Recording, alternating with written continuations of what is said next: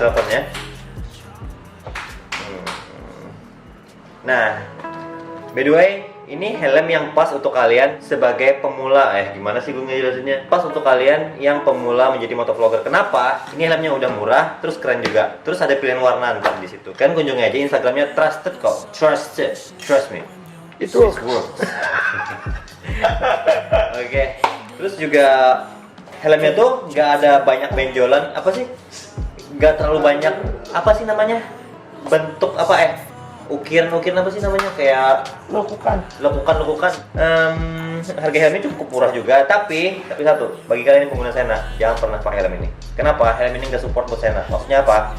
Maksudnya nggak support itu tempat naruh Sena nggak ada. Gue aja mata Sena tempat pakai apa? Pakai apa kok? Pakai lem Ateco bang. Pakai lem Ateco, gila. Wow. Lem Korea ini nempelinnya susah. Soalnya helmnya ini nggak ada apanya ya?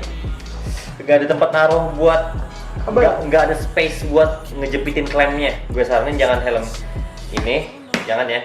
Terus helm udah. Yang ketiga, iyalah motor. Motor tuh terserah lo mau motor apa aja. Yang penting lo bisa ngevlog dulu. Terus Davidson. ya itu lo. Mau apa, kayak mau motor spin, mau R6, mau ya terserah lo lah. Mau Honda Beat, mau Suzuki Spin, mau Yamaha Aerox, terserah lah, yang biasa-biasa aja. Ya udah, terus yang keempat, topik pembahasan lo. Usahakan ketika lo nge-vlog, lo jangan diem. Kecuali lo nge-vlognya kayak Royal Jordanian yang cuma observasi jalanan gitu, ngeliat keadaan sekitar, itu bagus buat lo. Oke. Yang kelima, komputer atau handphone buat lo ngedit video.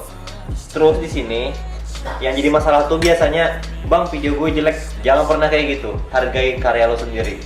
Gue juga berawal dari nol loh. Pokoknya jangan pernah bilang video lo itu jelek. Hargai karya lo sendiri, oke? Terus aksesoris. Ini in my opinion ya, imo. Kayak gloves sama sepatu itu penting bagi gue sih. Soalnya itu bikin gue keren gitu loh. Kalau tanpa gloves, gue merasa kurang banget kalau nge-vlog. Sepatu juga. Jadi itu aja. Dari kamera sudah. Ingat, kalau bisa jangan pernah naruh kamera di atas sini karena filmnya jelek. Tapi terserah, tapi bagi gua itu jelek. Kalau bisa di depan sini atau di samping.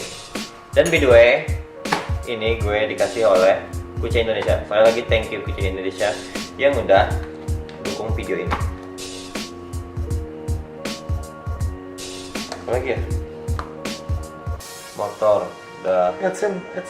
Nah itu dia, mantap. Kalau pertama nge-YouTube, lu jangan pernah mikirin duit duluan. Lu nge-YouTube buat apa ya? Buat uang. Bukan. Awal lu jangan kayak gitu dulu. Konten. Bukan. Dikit lagi. Tidak. Gimana ya? Jangan bertujuan untuk duit, tapi untuk hobi lu bikin video keren-keren gitu loh. Ngerti nggak? Pokoknya jangan mikirin duit duluan. Kalau lu mikirin duit duluan, lu bakal di tengah jalan. Kita sekalian Q&A nih masalah daily vlog, masalah peralatan motovlogger ya. Nanti masalah yang di jalan nanti Q&A-nya sama Riko dan Mang Medinya lagi Nah ini dia yang jadi permasalahan. Kalian tuh kebanyakan grogi ya kalau yang pakai helm full face, tapi motornya matic. Janganlah, santai aja. Yang penting SNI bro. Yang penting SNI. Yoi. Nah ini juga, ini pertanyaan yang bikin gue kesel nih. Ntar dijawab di pas di Q&A. Oke, masalah escort tai kucing nih. Apaan sih, nggak penting banget. Belum. Udah kaos bang, sahabat. So, mungkin itu aja dulu dari gua. Ini sambung ke videonya nih. Sambung. Kita masuk ke video Q&A. Dan yang pertama kami bakal bahas tentang gimana sih caranya riding sama temen-temen tuh pasti kecepatan tinggi tapi tetap aman gitu loh. Nanti kita bahas sama Bang Medi. Ingat, jangan naruh kamera di atas sini dan hargai karya kalian. Yuk kita pindah ke video bincang-bincang. Gambar geng.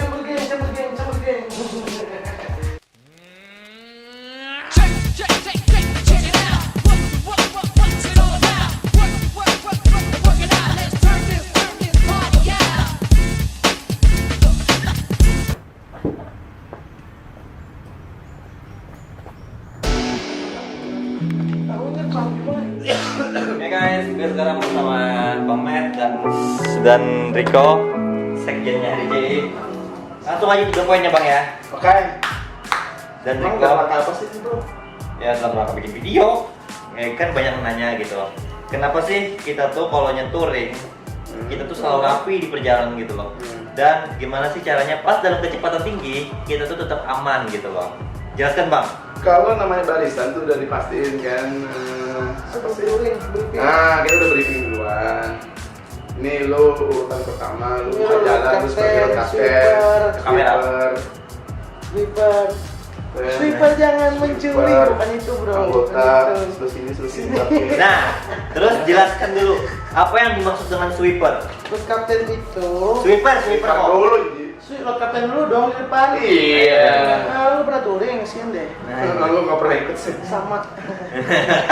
Jadi marahin mulu kalau jadi touring guys. Road captain itu yang memimpin jalannya Tersensor ya? sebuah touring. Sebuah touring. Rombongan. Ya, sebuah rombongan. Kalau sweeper itu adalah pencurinya di Dora. Bukan itu sweeper kok. Oke, sweeper apa Bang? Jelaskan Bang. Sweeper dia tugasnya maju mundur, dia periksa barisan, dia jaga barisan agar barisan tetap rapi. Kalau ada teman-teman di belakang ada trouble, dia yang ngejar ke depan buat berhenti Iya. di depan. Ya, pecahan ban. Kurang lebihnya begitulah, gue juga kurang ngerti banget sih kalau yang berarti sweeper yang bener-benernya gitu loh. Jadi anggota dalam itu.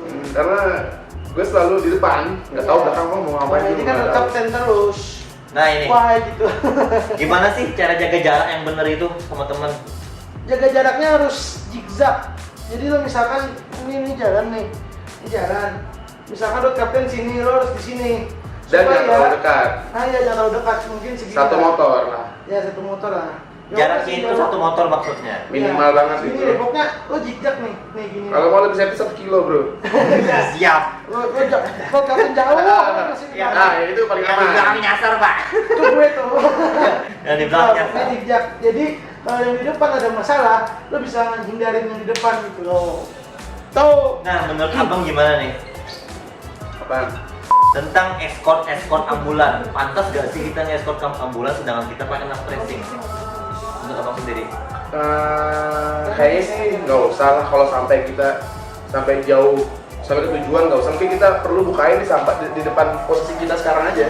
Begitu kita udah minggirin mereka udah maju, udah nggak usah kita sampai depan jauh-jauh lah. Kecuali emang itu situasi padat banget ya, Nah, yang benar-benar nggak bisa jalan, benar-benar itu stuck dan itu harus perlu bantuan kita, itu mungkin oke lah. ini masanya banyak Bang si bocah-bocah ini, bocah-bocah apa Barbar. ini Bang, nyuruh aku nge-escort ambulan sedangkan Banjarmasin lempeng. Nah, itu nggak usah, nggak usah perlu. guys. Lain halnya ceritanya di Jakarta. Kita nggak usah caper kayak gitu juga, cari nama nggak usah, biasa aja kali. Mending clickbait ya. Masalahnya di Banjarmasin tuh nggak ada macetnya paling Santai, baru kota. bro. Palingnya jam 5, macetnya jam 5 orang pulang kerja. Itu pun juga masih jalan masih lancar. Masih. Semacet-macetnya Banjarmasin masih lancar bro. Macet-macet manja lah. Iya, gitu-gitu. Nah itu dia, that's why gue nggak mau nge-escort ambulan. Gak ada jiwa sosial katanya Bang. Gue juga Enggak lah. Apa? Oke, pertanyaan tentang Bang, gue mau tanya tentang pendapat soal motovlogger yang tertidur polisi. Dia pas tertidur polisi balap liar maksudnya. Nah, jadi maksudnya ini di hari-hari kemarin tuh ada balap liar. Terus kebetulan ini ada motovlogger yang lewat Lewat apa di ikut? sekitar Monaco itu. Lewat apa ikut? Enggak, dia cuma lewat doang. Katanya sih, gara-gara kenapa dia racing, kena tilang juga. Hidup. Hidup juga. Menurut Abang peraturan kenapa sekarang ini berbelit apa enggak sih? Jadi gimana ya? Kalau masalah knalpot emang knalpot racing ini kita buat balapan di sirkuit, bukan buat di jalan raya.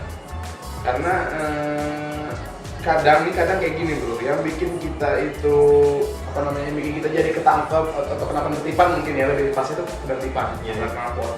Itu karena kita emang kurang bijak dalam makainya. Yang tadinya pakai knalpot racing cuman ya emang bener-bener butuh keperluan, terus nanti ada beberapa oknum yang geber-geber, akhirnya itu semua disamaratakan. Ya itu emang susah banget buat kita ininya, pilah-pilah emang susah banget sih.